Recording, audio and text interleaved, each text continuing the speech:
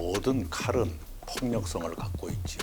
그러나 그 모든 것이 탄압이다라고 말하는 것이 과연 국민의 동의를 얼마나 얻을지. 검찰권이 남용되고 있는 건 틀림없습니다만, 그러나 야당이 완전히 깨끗한가에 대해서도 국민들은 그렇게 믿지 않는 것 아닙니까? 민주당이 의석의 규모에 걸맞는 역할을 다하지 못하고 있는 요인이 있다면 그 요인을 제거해야죠. 그건 당연한 겁니다. 민주당에 있는 분들이 신당을 지지할 리가 없지 않습니까? 그 여론조사를 제대로 읽으려면 30% 가까운 사람들이 민주당 지지층에서도 신당의 필요성에 대해서 이해하고 있다, 이렇게 보는 것이 더 의미 있는 독법이 아닌가 싶어요. 변화 중에서도 세대교체, 그건 방향 자체는 맞다고 봐요. 전 세계가 지금 세대교체 방향입니다. 지금 예시한 분들 중에는 절대 안 된다, 그 정도는 아닌 것 같습니다. 제가 연년셋의 정치를 계속할 거라고 상상하지 않습니다. 그저 다음 선거에 유리하니까 다시 큰 정당으로 기어 들어가자, 그런 못난 사람들이라면 국민들이 안 뽑아줬으면 좋겠어요. 대한민국 큰일 났다, 하는 것이지요. 나라가 여기저기 무너지고 있는 것 같은 느낌을 받았습니다. 대한민국은 대단한 나라지만 미국에서 보면 여전히 작은 나라고요. 불안정한 나라고, 노력을 멈추지 않아야만 지속 가능한 나라인데, 윤석열 정부 들어와서 그게 허물어지는 것 같은 위기감을 갖게 됐습니다. 도대체 기본이 안 된 정부다라고 느끼게 돼요.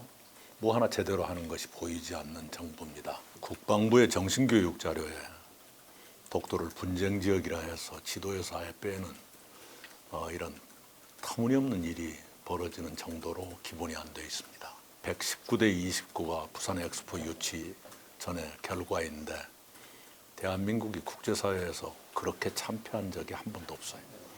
세계가 지금의 대한민국을 그렇게 보고 있다는 뜻이거든요. 대한민국은 이미 세계 속의 나라가 되어 있는데 세계의 인식이 그렇게 냉담해졌다는 것은 위기인 게 틀림없습니다. 모든 칼은 폭력성을 갖고 있지요. 검찰이라는 칼도 마찬가지입니다. 그러나 그 모든 것이 탄압이다라고 말하는 것이 과연 국민의 동의를 얼마나 얻을지. 검찰권이 남용되고 있는 건 틀림없습니다만, 그러나 야당이 완전히 깨끗한가에 대해서도 국민들은 그렇게 믿지 않는 것 아닙니까? 더구나 이미 법원에서 유죄 판결이 나오기 시작했는데 그것도 탄압이라고 말할 것인가? 그 점은 국민의 동의를 얻기 어려울 거라고 생각해요. 민주당이 의석의 규모에 걸맞는 역할을 다하지 못하고 있는 요인이 있다면 그 요인을 제거해야죠. 그런데 그걸 지금 끌어안고 그대로 가고 있지 않습니까? 거듭 말씀드리지만 야당의 역할이란 건 국민의 지지에서 힘이 나오는 것인데, 국민들이 충분히 동의해 주지 않으면 야당의 역할에 힘이 실리지 못하지. 도덕성이 마비된 방탄정당의 이미지를 씻어내야만 됩니다. 그래야 국민들이 다시 민주당을 주목하고 민주당에 기대할 텐데, 그런 개선 의지가 한 번도 보인 적이 없죠. 그 점에서 민주당이 큰 늪에 빠져 있다고 생각을 해요. 기본적으로 변화에 대한 생각이 다른 거죠. 이재명 대표 측은 닥치고 단합, 저는 변화, 혁신을 통한 단합이어야 국민들의 동의를 얻을 수 있다는 생각인데요. 그 생각의 차이가 좁혀지지 않고 있습니다. 예전부터 말씀했던 바와 같이 획기적인 변화를 위한 회동이라면 언제든지 좋지만, 그냥 단합한 것처럼 보여주기 위한 회동이라면 의미가 없다고 생각했기 때문에 지금도 그런 생각에 변화가 없습니다. 새로운 제안을 들어본 적이 없습니다. 간접적으로도 들은 적이 없습니다. 지난 2년 동안 그렇게 시간을 다 보냈고요. 이대로 가면 총선까지도 제가 늘 비유하다시피 정답 없는 시험지를 국민에게 강요하는 상태로 갈 거예요.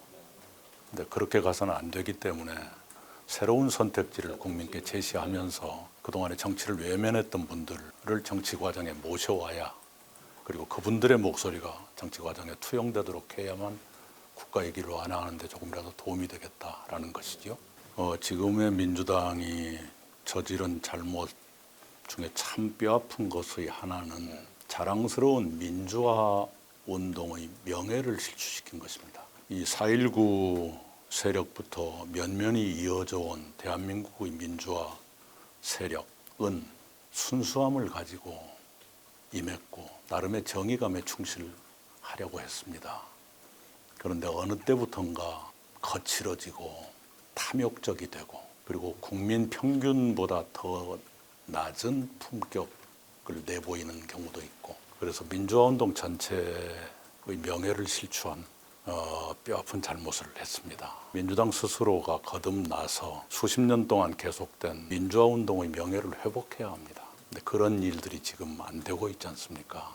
보수정당 사람들보다 막말을 더 많이 한다든가 이런 일이 왜 벌어집니까? 그래서 민주화운동 전체를 국민들한테 혐오의 대상으로 만들어버리는 이것은 참으로 뼈아픈 잘못입니다. 그건 당연한 겁니다. 민주당에 있는 분들이 신당을 지지할 리가 없지 않습니까? 그 여론조사를 제대로 읽으려면 30% 가까운 사람들이 민주당 지지층에서도 신당의 필요성에 대해서 이해하고 있다. 이렇게 보는 것이 더 의미 있는 독법이 아닌가 싶어요. 저는 그런 얘기를 해드리고 싶어요. 민주당의 가치 중에 하나는 소외층을 배려하자라는 것이 민주당의 오랜 가치입니다. 그런데 양당 모두 싫다. 그래서 투표장에 아예 가기 싫다. 이분들은 정치적 소외층입니다. 진검승부를 해야 될 거예요. 제3지대 세력들과는 선후 관계가 있을 거고요. 순서가 있겠지만 힘을 합쳐야 한다는 대의에는 서로 간에 일정 부분 동의하고 있다고 생각합니다.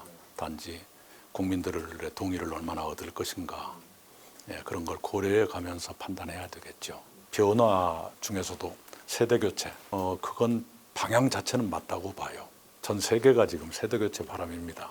전체적으로 우리 기업들의 CEO라든가 40대 후반, 50대 초반으로 지금 바뀌고 있고요. 문화 분야에서도 젊은 세력들이 대거 진출하고 있지 않습니까? 정치만 퇴화되고 이게 시대의 흐름에 정치만 역행하고 있다. 한동훈 비대위원장 얘기를 하셨는데 대통령과 특별한 신뢰관계에 있다. 긍정적으로 작용할 수 있고 부정적으로 작용할 수 있거든요. 지금까지 보면 긍정적으로 작동하지 않는 것 같아요. 그 점에서는 한동훈 효과가 매우 제한적일 것이다. 이렇게 생각이 돼요. 무슨 말씀이냐 그러면 대통령과 깊은 신뢰관계를 갖고 있다라고 한다면 차별화까지도 할 수 있어야 됩니다. 지금 며칠 동안 하는 거 보면 그쪽이 아니라 더 충복으로 가려고 하는 것 같아요. 그렇게 하면 효과가 없죠. 지금 예시한 분들 중에는 절대 안 된다 그 정도는 아닌 것 같습니다. 이제 생각을 서로 알아야 되고요. 그다음에 협력의 정도도 다를 수가 있는 것이고요. 저는 그렇게 봅니다. 네. 뭔가를 해야지요. 도저히 지금 여당한테는 표를 줄 수가 없다.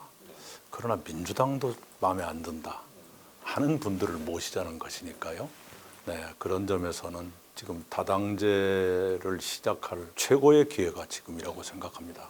제가 연년세세 정치를 계속할 거라고 상상하지 않습니다. 그래서 시작 정도 제가 도와드리는 것으로 저는 충분하다고 보는데요. 그러나 바라는 게 있다면 이 기회에 다당제의 토대를 만들어야 한다. 그렇지 않고는 대한민국이 지탱하지 못할 수도 있다 하는 절박한 마음이 있어요. 그걸 우리 정치인들이 알았으면 좋겠고요. 그저 다음 선거에 유리하니까 다시 큰 정당으로 기어 들어가자. 그런 못난 사람들이라면 국민들이 안 뽑아줬으면 좋겠어요.